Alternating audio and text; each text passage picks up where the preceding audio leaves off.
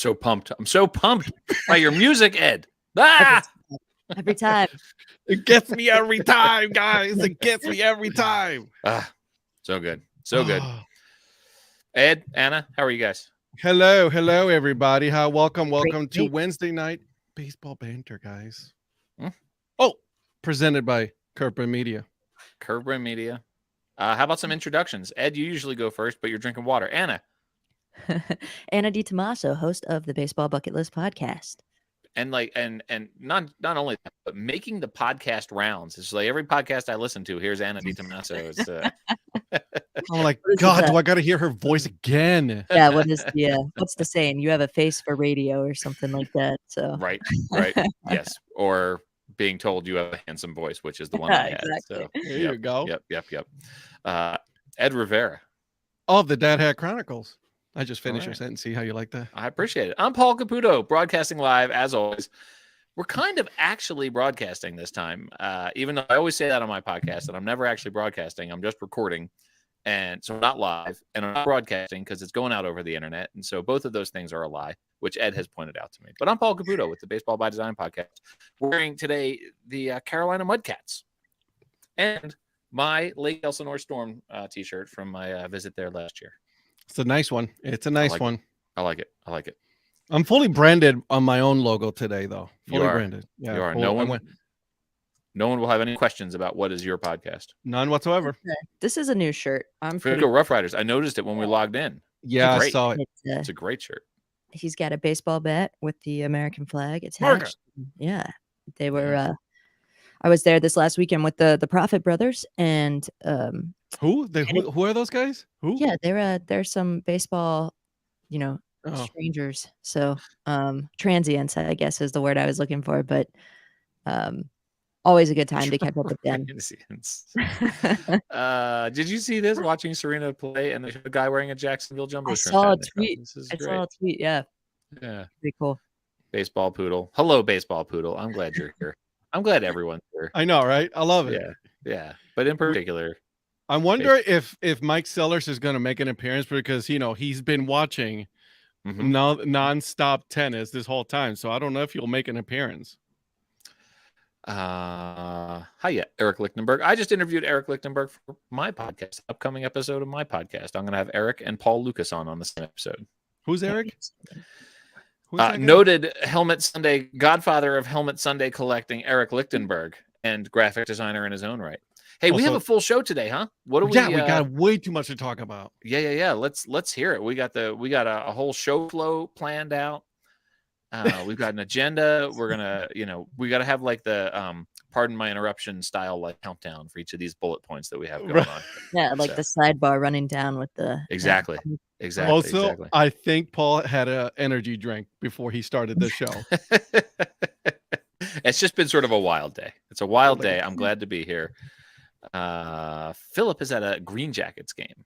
The last Green Jackets game of 2022. That's sad. Oh, man. How about schedules coming out, though? Huh? Who's fired up about it? Maybe this is what it is. It's not that I just microwaved some leftovers for dinner. It's that minor league baseball schedules coming out.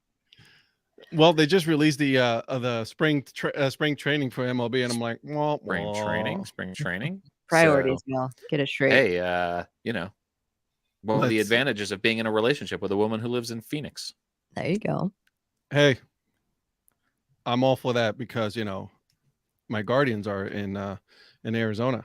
I'm sure I happen to know that Ranger Amy has a sofa, and I don't want to offer anything up on anyone's behalf, but I'm sure that just have to be careful of the scorpions and the snakes and all that.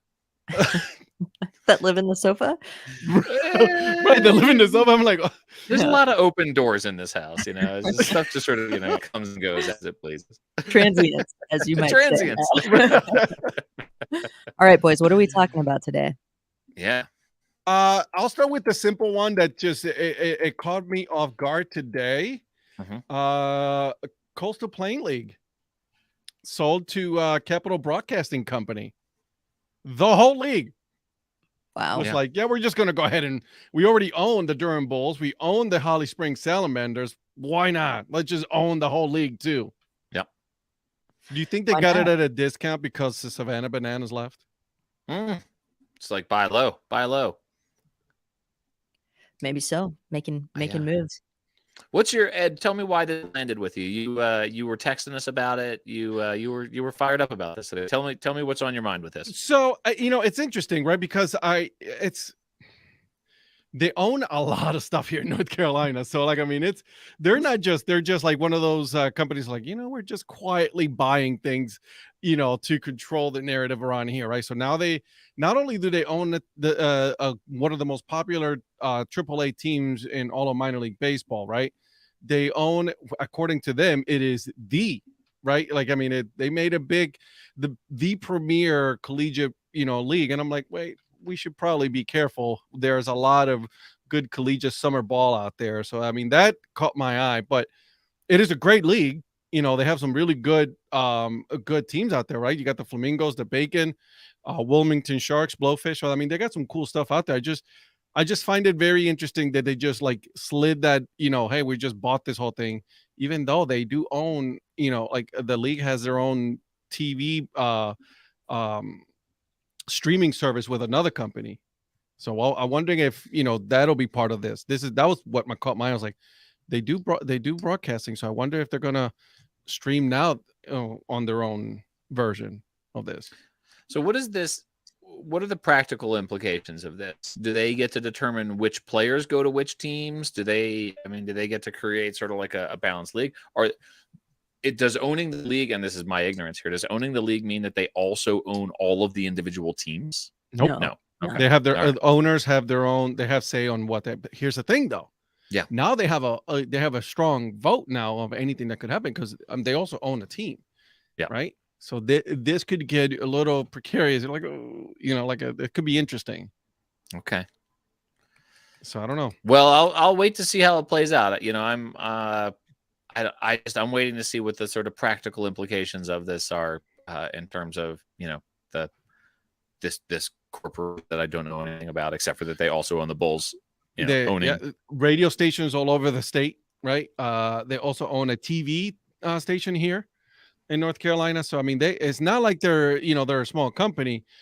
They own some stuff. I mean, it's interesting. Yeah, it'll be curious to watch it all unfold and see kind of what the next moves are. I don't know, Patrick. Don't know. Better financial backing for the whole league rather than a family owned. Yeah, it could be. Absolutely. Yeah. That's a lot of money, now behind the league. I'm just interested. I'm intrigued to see how this is going to work out without the Savannah Bananas. Yeah. When I put out I put out on Twitter my baseball life list map where I said, hey, here's all the stadiums I've been to, the ballpark I've been to. And someone commented, well, you got to get to a Savannah Bananas game. And I'm still waiting to see whether Savannah Bananas will actually play games in Savannah, right? Like, is it just going to be this traveling team, or are they going to have some games in Savannah too? So now that they're not a collegiate summer level team, I'm curious. Well, they still play at Grayson. Yeah. Interesting. Yeah. Also, it's not baseball. It's banana ball. You're right. Banana ball. So here's a question. And we have the world's foremost authority on bucket lists here. Can I count it towards my baseball ballpark list if I see a banana ball game? Yeah. Do I put it on the map? Yeah, definitely. Yes. Okay. Yeah. Look what you did to Ed. I agree with you, Anna. I'm kind of a map floozy here. I'm kind of fast and loose with the map. I put a game shortened Brooklyn Cyclones game on there. I have a couple of ballparks on there that I've only toured rather than seeing games, and so those are grayed out though. I have them demarcated visually. So, well, I wouldn't put that on the record in case you get audited by the. I do by the baseball bucket list. You're telling yourself. Anna's going to send the Department of Justice to raid my basement for proof of tickets. Listen, we need ticket stubs or photos. Membership revoked. Strong feelings on what, Patrick? On the banana ball. Banana ball / baseball. Yeah. All right. Okay. Where they used to play baseball. All right, baseball poodle. I'm wanna with know what baseball, baseball- where they used to play baseball. That is correct. They used to play a game of baseball. They play a game of banana ball now. I want to know, by the way, since we have Baseball Poodle here, what Baseball Poodle thinks of my idea for a take your cat to the game night would be called Take Meow to the ball game. Hashtag dad joke. Yeah. Yeah. I'm stealing Ed's thunder over here. Yeah, dude. Seriously, I'm the one with the dad jokes. I know. I'm sorry. All right. Can we talk about dad hats now? Can we? I feel like let's do it. Let's do thank it. God. Let's, okay, this is what I've been waiting because for. I don't want to talk about the banana ball anymore. No. You know what? Baseball Poodle is right about this, but the Omaha Storm Chasers actually did take me out to the ball game, but they did it after I tweeted "take me out to the ball game." So, are you getting any royalties out of this? No, definitely not. But the Storm Chasers are good people, so I'm not going to pursue it. Yeah, I'm not going to pursue any legal action. Anybody can be Storm good. Chaser. To my pockets. I want to see videos or photos from that. I mean, like, I what know are it sounds insane to me, right? I know it really does sound crazy. Yeah. cats on leashes, cats in crates? Like, what are we Just talking? like 50 cats on the field. Yeah. All of a sudden, they cast just leave, then they come back. You know, what are we doing? It's like 2 days later. It's like, Right. oh yeah. We're All right. still waiting for our cat here. So we threw this question out there. Ed, do you want to show the hat here?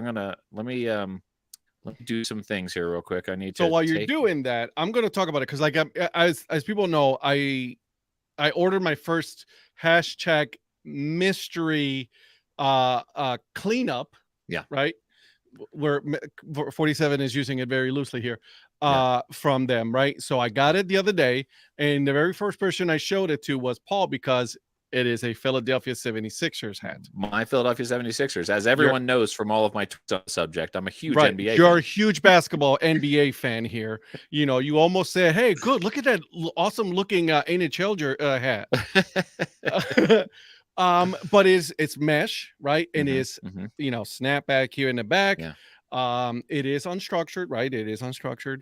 Yeah. It is a curved brim. Then I posted on the video whether or not you thought, or people thought, that it was considered a dad hat. 47 considers it a cleanup, under the cleanup, right? Because it's unstructured. Yeah. And I so far from the comments I've seen, a lot of people are leaning towards it does not constitute a dad hat. So thank you, sir. Thank you. I will weigh in that it, in my mind, meets. It's borderline, but it meets what in my mind are the two requirements to be a dad hat: one, curved brim; B, unstructured. Curved, unstructured. Yeah. So I think it could have the elastic, it could have the plastic snap, it could have the adjustable strap. It is very comfortable, I'll tell you that. It looks great, man. It looks way better on your head than it does in. It does. Yeah. Trucker. So Patrick says trucker, not a dad hat. I agree. Donnie says dad trucker.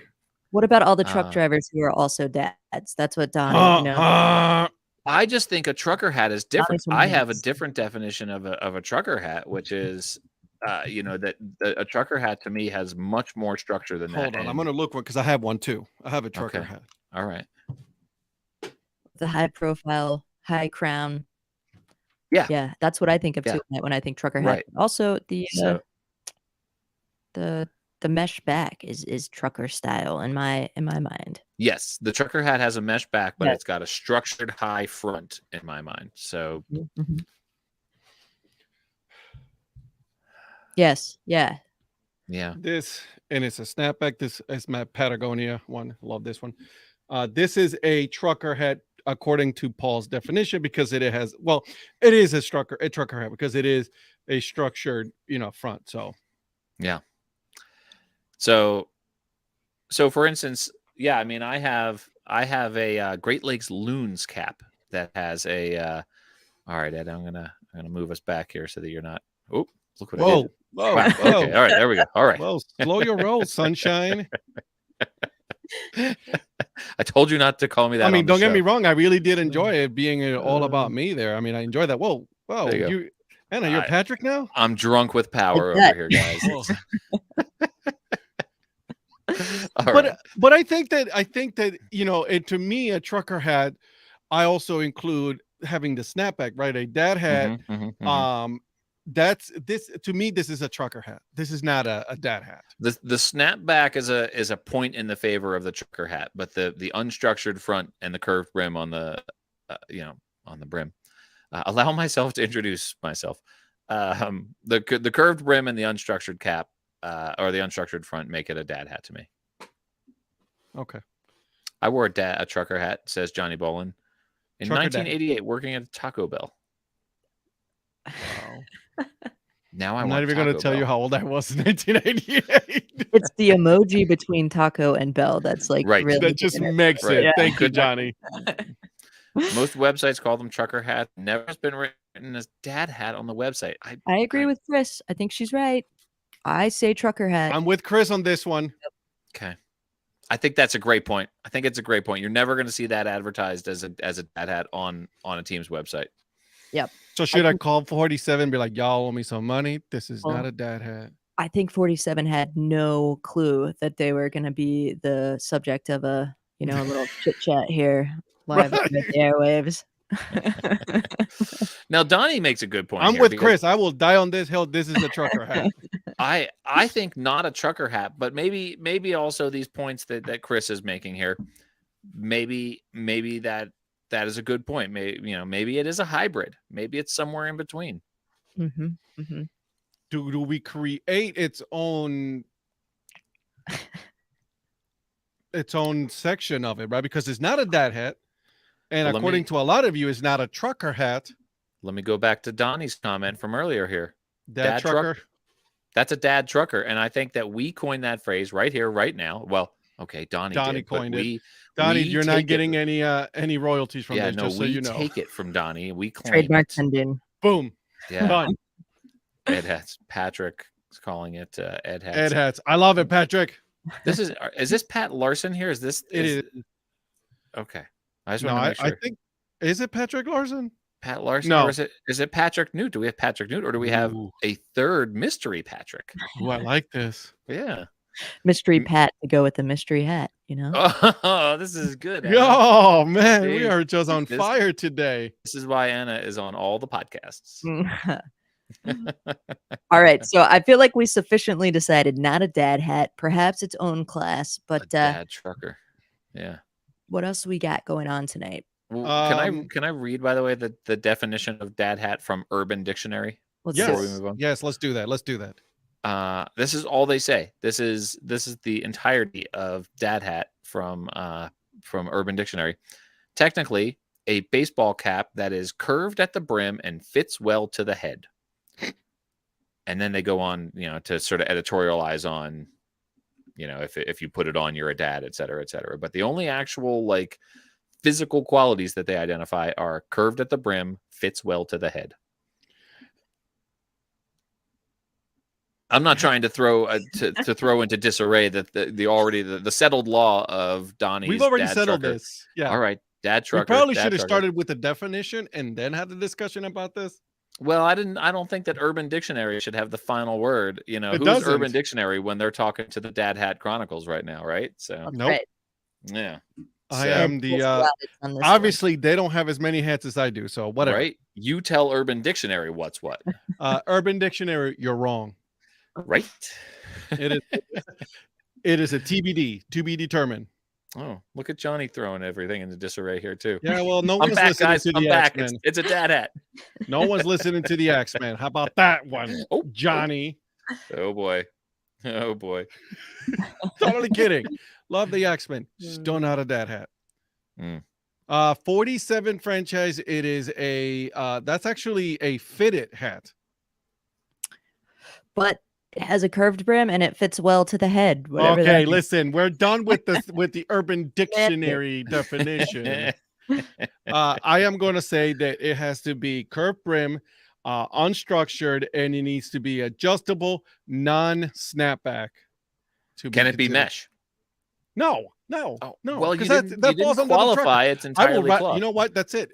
Tonight, I'm going to sit down and I'm going to write the rules of what constitute a dad hat. This is going to be a great tweet. This is going to be a great tweet. I can't wait. You set out the priorities for what determines the dad hattedness. Yeah, must meet these qualifications to be a dad hat. Don't at me, okay? Don't at me. Yeah, except do at him because it increases his actually engagement. do at me because it actually probably bump up his follower count a little bit. So right, exactly. And hit the follow button while you're at it. Hit the like, subscribe, and rinse and repeat or whatever. Exactly. Comment, was it like, subscribe, and something else? I can't remember. But I do have, Philip, I do have a couple of franchises. Subscribe. I do have a couple of franchises that I have my Kent State one. That one, I have a Browns, Cleveland Browns one that are fitted franchise. So, the answer to this question, Chris, is no. I want to know if Ed has more hats than Paul has ice cream. No, God, no. I am at 303.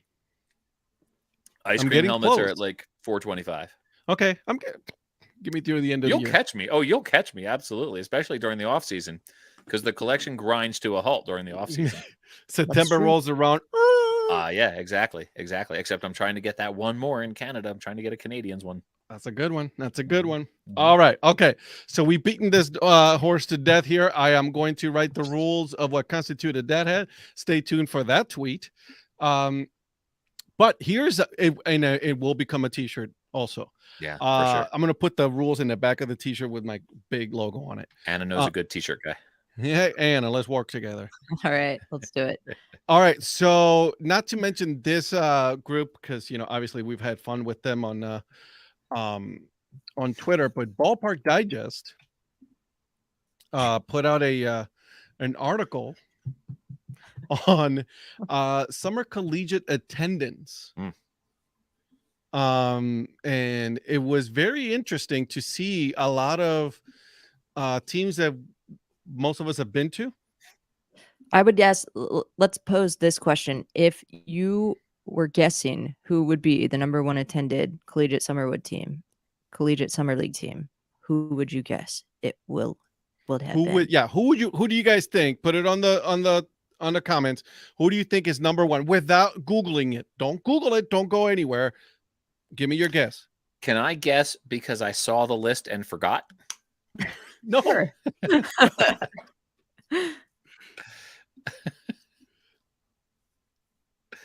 Dave, you read it. John Southey, you're wrong. Oh, here's Patrick. Mystery Patrick. He read it too. He read the article. It is not Savannah Banana, guys. It is actually the Madison Mallards. I want to say Savannah was actually number 3 on the list, if I recall correctly. Yeah, 5. My guess would have been Portland Pickles. Portland Pickles is number 13. Yeah, I would have thought they'd been way up there. I'm gonna read you number 1. Okay, so Madison Mallards. Number 2, Trenton Thunder. Which is interesting because they just made the transition from affiliated ball down to collegiate summer. So to Major League Baseball Developmental League, the draft league. Yeah. Number 3, another draft league, Frederick Keys. This one is from the number 4 is from the Western Canadian Baseball League. I think it is the Okotoks Dogs. I apologize if I said that wrong. Number 5, Savannah Bananas. Number 6, Traverse City Pit Spitters.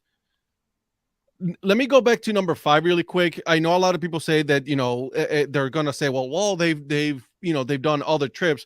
That's different, right? We're talking about collegiate summer, right? Their CPL team that they had up to this year. So the banana ball does not count towards these numbers. So let's we got to make the distinction there. Number 6, Traverse City Pit Spitters. Number 7, State College Spikes. I've had 2 things happen to me today. I almost got hit by a car biking home from work. And I almost navigated away from this online session trying to go to Twitter to post the link. Number 7, another draft league, the State College Spikes. Number 8, Kalamazoo Growlers. Number 7, Lacrosse Loggers. And then number 10, the Clinton Lumber Kings. So Northwoods League and the Draft League are they're drawing some crowds. Yep. All right. I posted the link to the article on in the comments on this on my Twitter. So what do you guys think of that? I mean, this is summer collegiate, right? Like these are not players that you're gonna see that major league players have drafted. These are college students, college and high school. I was glad to see the numbers so high for the top teams. You know, you're talking about 3,000, 2,500 people. Even the middle of the pack is still drawing 1,500 people. So I was happy to see that, especially with kind of the shakeup of the way things have gone in the last year or so. So it's good to see that community ball is thriving still. Yeah, I love it.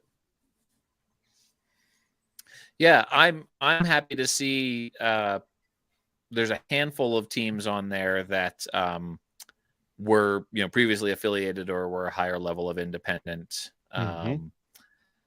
So the fact that they're surviving the transition to this new world order here, the Vogon Destructor Fleet aftermath, is that's good to see. I'm glad to see that. Surprised to see surprised to see. That's what I'm trying to tell them. That we didn't get more representation from the Appalachian League. Yeah, they're right in the middle, but I think it's smaller ballparks, right? Smaller ballparks, more competition, a lot of baseball to be had up in the Appy area. So, I think Donnie's kind of being a smarty pants, but I think he's also kind of right about not being much else to do. Well, the first Appalachian League to appear on the list is at number 20, Johnson City Doughboys. Yeah, and that's a funny one. Like for all the attention that the sock puppets got and the Otterbots got, for their brands, that the top one isn't even one of those two. It's Burlington Sock Puppets comes in at 30. Wow, that's kind of remarkable to me. How about the Otterbots, or where are they on the list? 36. 36. I guess these Otterbots are not assembling. And the Axemen. Johnny's Axemen. 41. Okay. All right. Well, I think this is very interesting. And the Trenton Thunder obviously are in a population center there. I'd love to know what the reason is for Madison, right? Did they just have like a diehard following? I mean, it's not like they're not in a huge population center.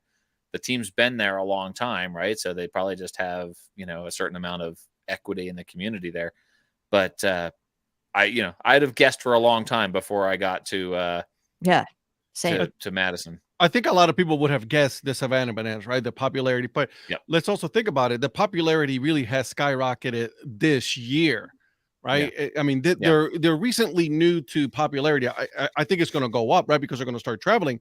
But Madison Mallards have been in the Northwoods League. They've been around for a while now, right? So they've been able to establish a following. Like you said, Madison is a very active, community though, when it comes to a lot of outdoor sports and things like that. Well, it's a big college town too, in and of itself. Yeah. Right.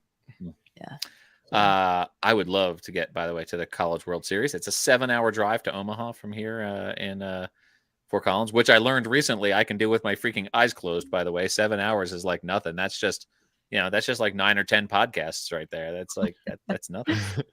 It's interesting that they have their own ballpark and Omaha Storm Chasers have a separate ballpark, right? Like, I mean, that whole, did you guys ever watch that documentary when that came out? Documentary was good. Yeah. Yeah. It's interesting. It was fascinating when I was like, oh, wow. Yeah. Yeah. They weren't able to do all the things they wanted to do by sharing the ballpark. So they had to build their own ballpark. So there's like 2 substantial baseball stadiums in Omaha. But that's pretty cool. But yeah, I would love to get to the College World Series. Maybe this year, because why not, right? Why not say yes? Before we move on to something else, I also find very interesting the fact that you have the draft league, right? You had the Thunder, the Keys, right? The Spikes, that those are teams that lost their affiliation, and yet they're able to survive, not only survive, but they're doing better than before.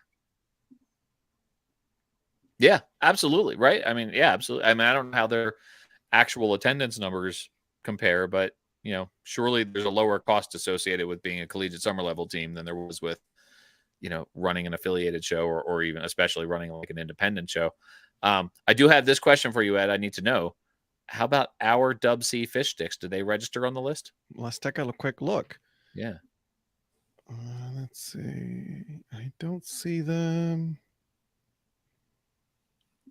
Wow, I'm going pretty low. Harwich Mariners. Oh, I mean, talk about a talent.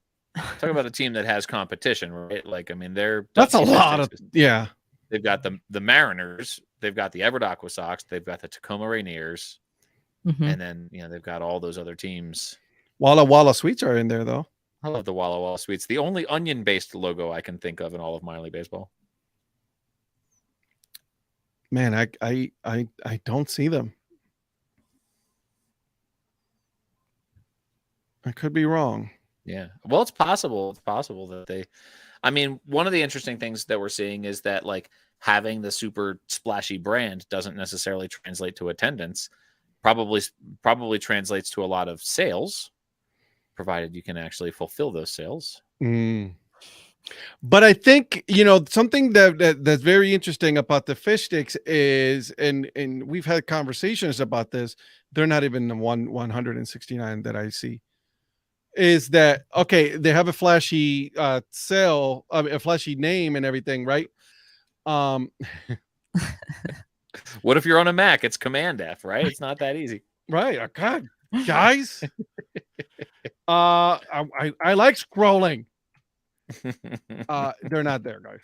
I did the Command F.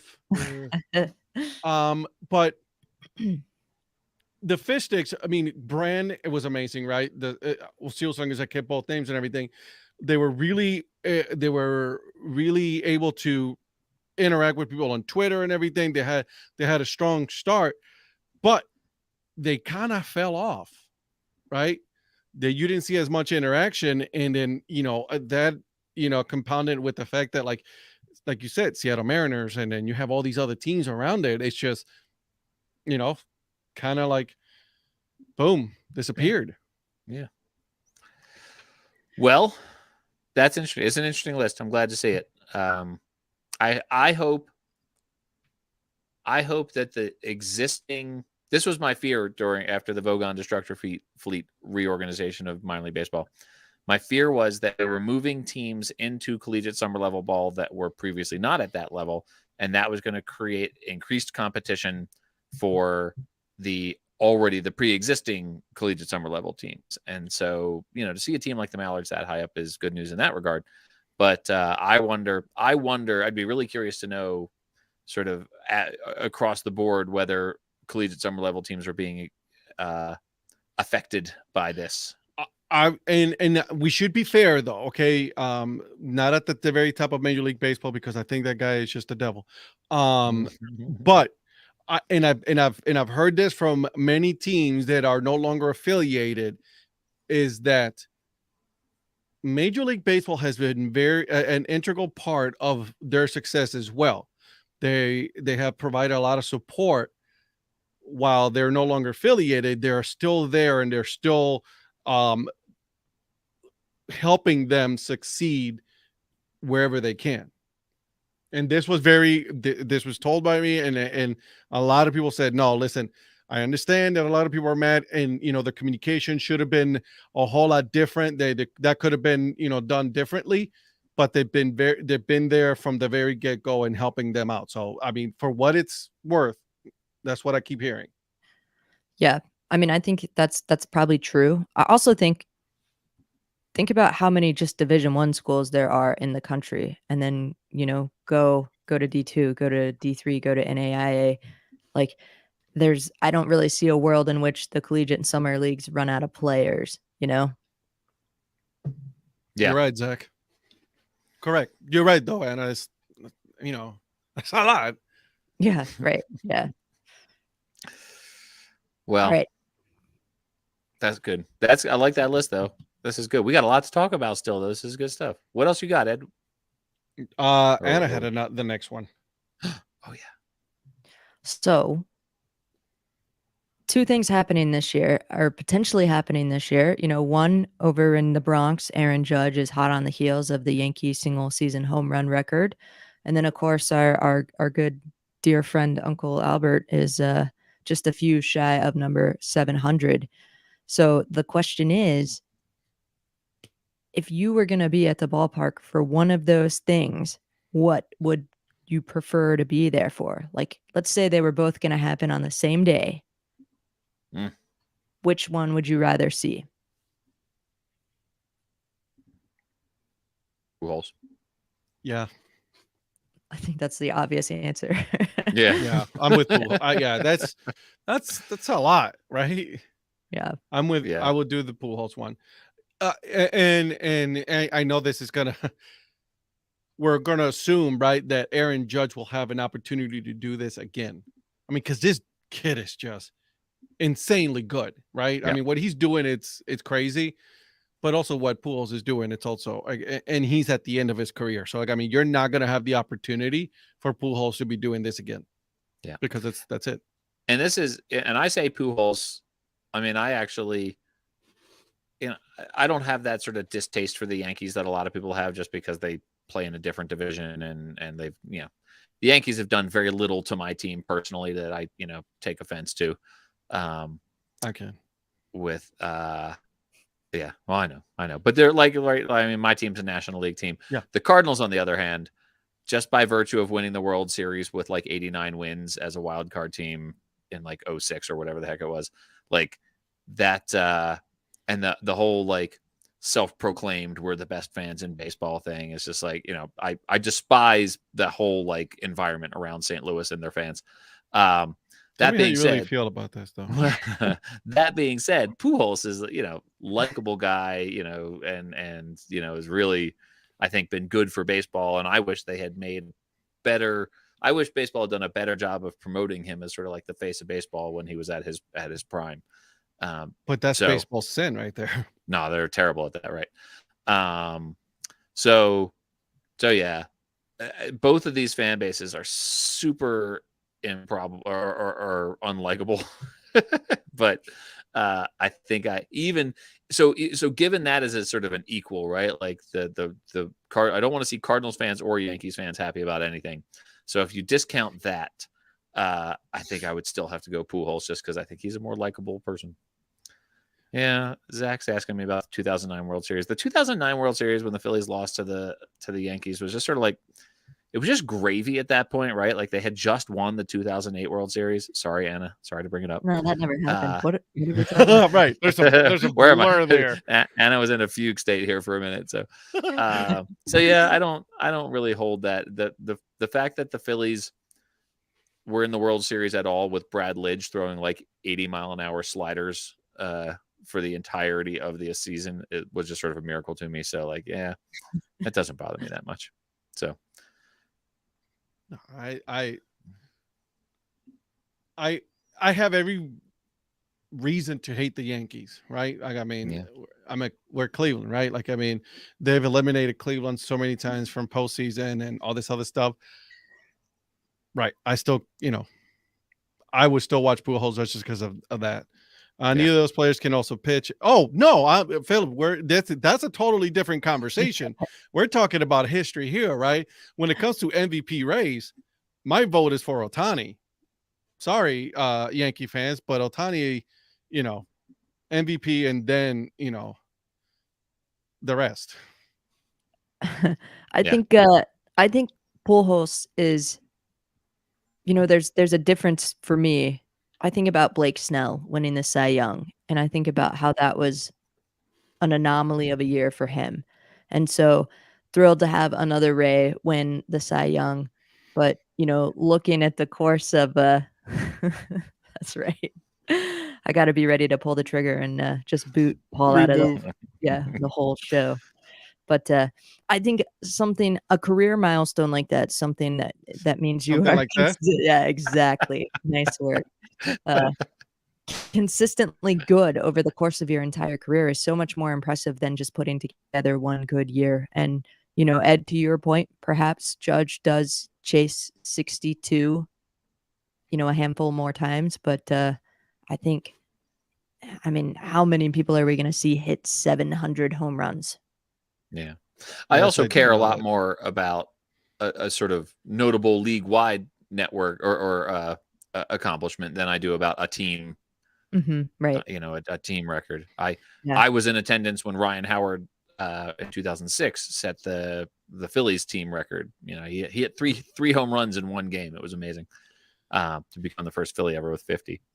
Hey, by the way, Mike, speaking of the 2008 Philadelphia Phillies who won the World Series, Ranger Amy got a new dog and asked for my help in naming the dog, and the dog's name is, get ready for it, Chase Pupley.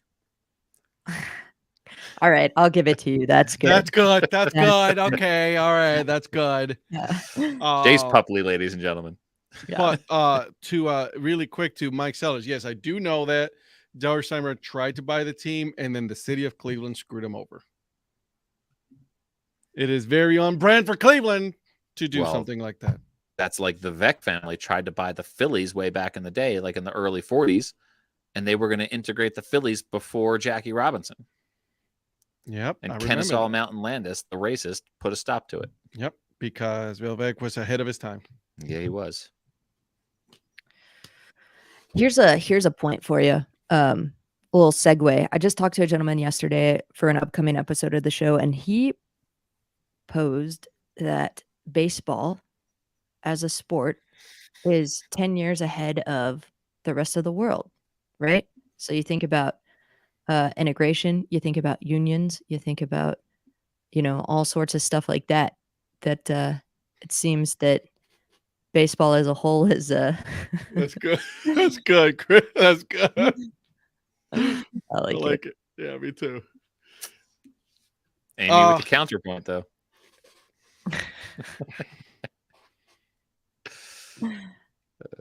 Anyways, Anna, continue, because we got interrupted by Tampa Bandanas. No, that was it. That was the point. It's just if looking back over the course of history, baseball seems to be about a decade ahead of just society at large in terms of making hopefully what would be considered positive momentum towards good changes. I was thinking about that also, on the changes that they're making right now to change the game, like the shift rule and things like that. Are we being too critical? Because sometimes we feel like we're trying to protect the game, but a lot of higher ups in Major League Baseball are trying to save the game by making it more exciting. Well, I mean, I think about that anytime an American League fan is like, I hate these new innovations that are, these wacky gimmicks. And I'm like, that's what the designated hitter was in 1973, right? Like, it was a wacky gimmick, and it stuck and has now permeated all of baseball, much to the chagrin of people who like the sport in its purest form. Back from 1883, when we were pegging people in the head and not wearing gloves and catching a ball on a bounce, right? Like, I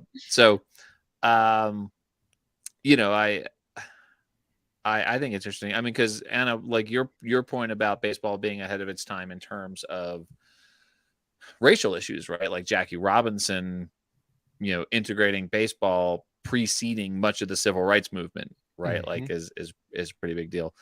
I think all of sports in general, I think, is pretty far behind, especially the major professional sports is pretty far behind on LGBTQ issues. Agreed. We're still waiting for the first openly gay Major League Baseball player, right? So active. Right. Yeah, exactly. Yeah. The first openly gay current Major League Baseball player. So it's like, I think it's interesting that we're, baseball is ahead of its time in some ways, but I think there are other ways where it's, it's lagging. Agreed. Which is interesting because it is a heavily dominated by Hispanics. African Americans are getting, they're getting their numbers up again, right? Asian, right, culture is big now. You go to Japan, go to China, baseball is huge, right? So you're right. I mean, it's one of those things. It's like where they're ahead, but yet, yeah, they keep making dumb things. Speaking of Japan, it's currently my number one item on my baseball bucket list. Like, if I could scratch off anything on my baseball bucket list, it would be see a game in Japan. That'd be so cool. Which team? Like, obviously, if you're going to Japan, you would probably try to do more than one game. But what's that top list? So I have a very good friend, Giants, who is a Hanshin Tigers fan. Yeah, So I would love to go see the Hanshin Tigers play in Japan. So I have a buddy who lives over there. The guy who gave me this hat, we actually traded. I traded my Phillies hat for this Hanshin Tigers hat back in like 2012, and he lives right in the shadow of Mount Fuji. So it's be pretty wild to go over there. Yeah, I like it. So John, Patrick, the Ham Fighters, Giants for me. That'd be cool though. That'd be so cool to go see, right? To experience all of it. Like not just watch the game, but like literally experience all of that. Look, I got that one too. I got the Giants too. Yeah. Is that an American Needle hat? It is American Needle, absolutely. Look at me. Look at me. Look at me. You want it? You want it, Ed? It's yours. I do. All right, I'm sending it to you. Yes. How about this? How about we trade? Oh, what are we going to trade? That Sixers hat. It's coming your way, Paul. No, I'm going to keep it. I'm going to keep it because it's right. But I was sent an extra hat by mistake. I try to return it, try to give it back. However, they never got back to me. I see the yellow box here. I saw a yellow box. Absolutely, I will make that trade. 100% I will make that trade. There you go. It's yours, my friend. We did it. This is the first ever trade negotiated on an episode of Wednesday Night Baseball Banter. I feel bad that you sent me something and I didn't send you something back. So there it is. Well, here we go. 5% commission there. Anna has a brokerage fee. Trade broker. Do you want me to send you the trucker dad hat? That's your hat. That's your dad trucker. That's the one that coined the phrase dad trucker. That's going in the Ed Rivera Hat Museum someday as the one that coined the phrase dad trucker. Okay, so question on that. Should it make the wall? Yeah. Well, is your wall just baseball? No. What's your favorite non-baseball hat? If I had a Hartford Whalers baseball hat, that would be my favorite. I got one coming. Did I tell you that? You got a Whalers cap coming? That's awesome. A Whalers cap. Yeah, it was on the wheel. It came. It happened. This is Ed. You're trading banana ball for baseball here. You're getting a baseball hat. Yeah. So, thank you, Patrick. I appreciate that. Yeah. Oh my God, my favorite hat. It's got to be. It's probably one of your Browns ones, I guess, right? Yeah, it's actually a gray hat, dad hat. It's a cleanup with the elf on it. Oh, with the elf. Mm-hmm. The Browns elf. All right. For a minute there, I thought you said Alf. I was like, that would be a cool hat. Elf. I would like an Elf hat. I also have a Seattle Kraken, the one with the anchor on it. That's a nice one. That's sharp, a good hat. I like that. That's a great logo. The whole like Kraken thing, they did that well. That is some great branding. Of course, John. This is my DHC hat down here. But I also have a Minnesota Wild. They're with their logo, the main logo on it, and the Carolina Hurricanes. Those are cool ones. Both teams that no, they're not. I was gonna say they were both teams that were classic franchises that moved, but Minnesota was the North Stars, but that they moved to Dallas, and then the they Carolina went back, Hurricanes. You know, they were the Hartford Whalers. Yeah. Now I have Brass Bonanza stuck in my head. Of course, but I mean, and also, John, this is a 47 one as well, just so you guys know. Yeah. My dad is a Browns fan, but can't support them this season. I get it. I understand. Listen, let's not get into that. I'm afraid that if I got a baseball by design cap, I would either never wear it or only wear it. Okay. I wear it, especially for our show. I wear it for my interviews. I wear it. If I am in a capacity of the podcast, right? CBM, then I will wear my hat. But I will also wear all the stuff. Okay.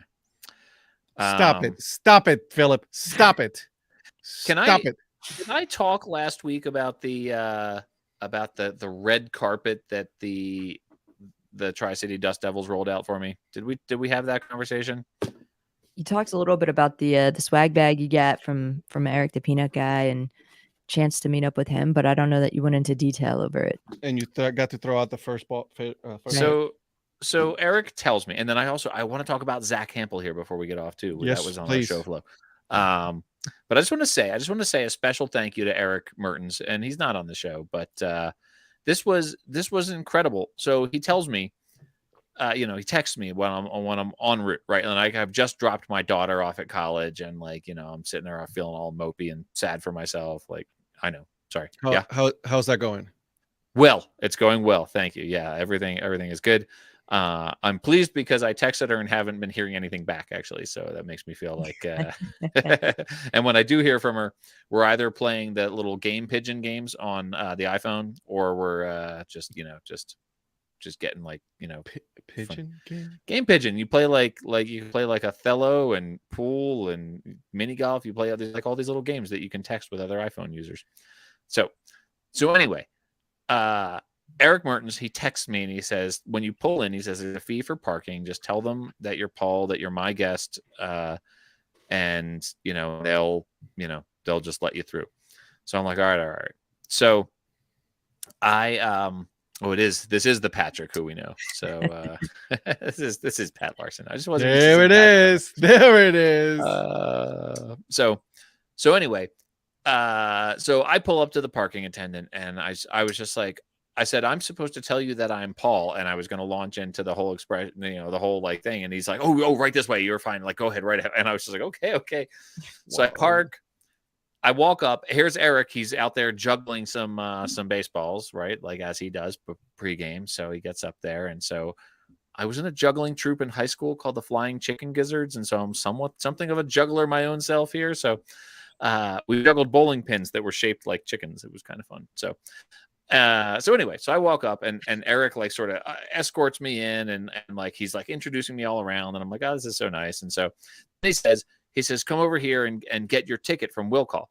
And I'm like, I'm with you, right? Like, and it's not like the stadium is packed, with all due respect to the Dust Devils. It was a Tuesday night and it wasn't a huge crowd. And so I was like, do I really need a ticket? And he says, like, I got to go over here. I'll be back. Go get your ticket from Will Call.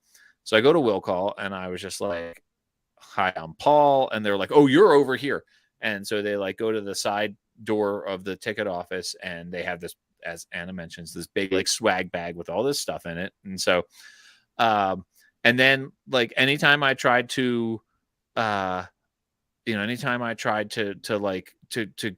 to buy a beer or go to the store, it was like Fight Club, right? Like oh, sorry, your money is no good here, right? Like it's what is money? Right, exactly.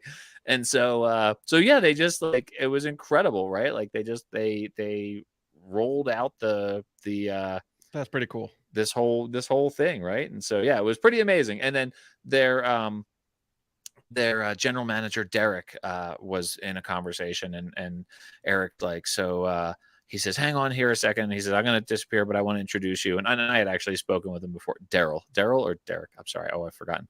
But anyway, he finishes up his conversation, and he turns around, and I'm getting ready to introduce myself. And he's like, Paul, how'd it go dropping off your daughter? It's like, oh, that's such a big thing. And like, what a big deal. And like, it's just so crazy. And so, and I was just like, man, they all like did their homework. And like, I mean, let's be honest here. I have a podcast, right? Like they made it feel like I was like an international star, right? Like Patrick says. So, you know that Eric set everyone down in the office, show them your picture, right? Had a whole thing, it's like, okay, so but this is the guy, this is what we're doing. Yeah. This is the target. Attack him with kindness. Right, exactly. The crazy thing about me missing Zach Beeson by 24 hours is when Zach and I connected at the Columbus Clippers game the week prior to that during Baseball Palooza, we met for like a couple minutes, and I was just like, well, I'm going to be at the Dust Devils game on Wednesday. We're going to be at the Dust Devils game on the same day. And so I'm like, we'll hang out. We'll watch the Dust Devils game. And then Gonzaga basically like threw me out. they were just like, we were taking your child and you get out of here. Like there's no cause for parents to be here. And because there was no Spokane Indians game, I wasn't going to hang out in Spokane for the day. So I just, the funny thing was I told Eric, I was just like, I'm going to be there a day early because, there's really no point of me being here. So I'm just going to shift everything early. And And he's like, oh, and he like hesitates. And I'm like, why would he not just be like, it's fine, it doesn't matter, just come to the baseball game? And I realized it was because they had all this stuff planned for me that they needed to like shift up a day. His fiance, who was wonderful and lovely, Karina, changed her work schedule to be with us. Wow. They put me up. I was the first ever guest to stay in their guest bedroom. I got to sit in the shadow of the hat wall. I was just, I mean, what a day that was for me. So anyway, that's pretty cool, man. That's pretty cool. Tri-City Dust Devils and Eric Mertens, they're living up to their billing as being some of the kindest people you'll meet out there in baseball. The Philly side, don't you mean, Chris? This is the Chicken Gizzards. This is the Flying Chicken Gizzards. Yeah. That's a team name right there. Minor league team. Get it together, guys. Pat beat you to it. The Fort Collins Chicken Gizzards. Or name the Northern Colorado Owls with a Z. Just change the name to the Chicken Gizzards. The Fort Collins Chicken Gizzards with 2 Z's. With 3 Z's. Why not? With 3 Z's. Go nuts. Yeah, 3 Z's. Love it. All right, so we got like a couple minutes left, but I really do want to talk about this whole turd nugget guy. What talk to me, Paul. He's a knob. So I mean, I guess we were just going to talk. He was in Colorado. He tried to video shame the heroic usher who basically like put him in his place, and it, as Anna said by text earlier when we were pre-gaming here, that it was just a horrible backfire for him. Went terribly wrong. And like he's weirdly like got his backers. But the guy, how does he have 48,000 followers? I don't know. The dude needs to go away though. So anyway, that was all. I just want to say that about. I want to be on record as saying that Zach Campbell is a knob. I just love the fact that like the Portland Pickles banned him. Right. That's amazing. I love they didn't even spell his name right. They were just like, they purposely just did that. They did. Then they tagged them, which is amazing. Yeah. That is some 3-year Letterman stuff right there. I don't know if you guys follow 3-year Letterman, but that's getting the name wrong is great. So honestly though, like there's going to be like, well, what's wrong with him trying to go get the home run balls? Like, yes. Nobody's denying it, but if you're being told that you need to go back to your section in the section that you paid for, then just go back. Don't make a big stink about it.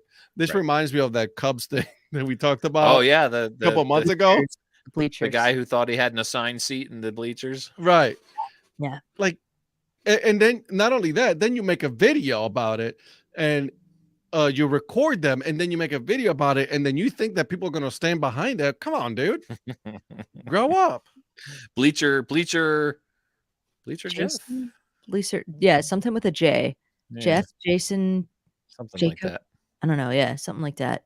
Yeah. But yeah, it was interesting to watch the Zach Campbell tale unfold. I just, when I saw that video and he had this just like, dejected look on his face about some horrific thing that had happened at Coors Field to him, I was like, oh my God, what, like I was genuinely concerned for half a second. And then I was like, oh, yeah. I was watching the video. I'm like, what is going on? I'm like, and then all of a sudden I'm like, seriously, dude, you making a video about this? Yeah. Old dude was put in his place. Hey, let's go round the horn. We just get 20 seconds. Who do you guys have on this week? Ed. All right. So this week you guys already released it, but you guys already know Zach Curtin. Come on, that guy is amazing. Yeah. He runs the Twitter for the Charleston Dirty Birds. I mean, come on now. The guy is awesome. Next week, Zephyr Hats. Nice. Zephyr Hats. All right. Yeah. Put the pressure on that old 47 brand there. Hey, listen, I've been trying to get 47. Yeah. I've even tweeted at them. I've called them. They don't answer the phone. Yeah. So emails every month, every week, and nothing. All right. Anna, how about you? Who do you have? Well, who do you have tomorrow? Tomorrow is a fellow by the name of Dan Cheris, and he is part of the U.S. Navy stationed currently in Napoli, Italy. Talks about some of his travels, and he's got a cool little podcast about traveling for sports. I like it. And your guest last week, Alan Creasy, any chance he might be able to put in a word for us to do the sushi race in Vancouver? Oh, I bet he could. Yeah, Oh. I'll connect y'all. Sweet. That would Look be at amazing. you. Of course, I have this week. I have the Bowie Bay Sox, and I got to speak with Brian Shalcross from the team, and of course, our friend Patrick Newt, who was introduced to the world of minor league baseball, and then that eventually led to him doing the Baseball Mapper website, and so we have them to thank for giving us Patrick Newt and Baseball Mapper, and of course, wildlife consultant Ranger Amy with her first appearance. Lots more to come. We're going to have Ranger Amy on to talk about the Aqua Sox, the Fireflies. We've got lots of wildlife episodes coming up, so you'll get to hear Ranger Amy again. Fuser Sports just retweeted your tweet about that. I saw that because he did the Ghost Crabs logo, the Cangrejos Fantasmas. Look at you. Look at you. That was I'm so proud. I'm working. Donnie, not yet, Donnie. Not yet. I'm working on it. I'm just looking at pricing. The stuff is not cheap, bro. Estoy aprendiendo, Ed. Oh, okay now. I might just do a like a pre-order kind of thing and then go from there, Donnie. But stay tuned. All right, guys. Well, hey, this was fun. This was as always. Yeah. You know, what the one thing that I got out of this was that Zach Hampel is a turd nugget. Yes. Yeah. I'm glad. We probably didn't need to spend too much time on it, so it's okay that it was late in the show. So exactly, we didn't give it too much time. Exactly. So there it is. All right, guys. Well, we will see you guys next week.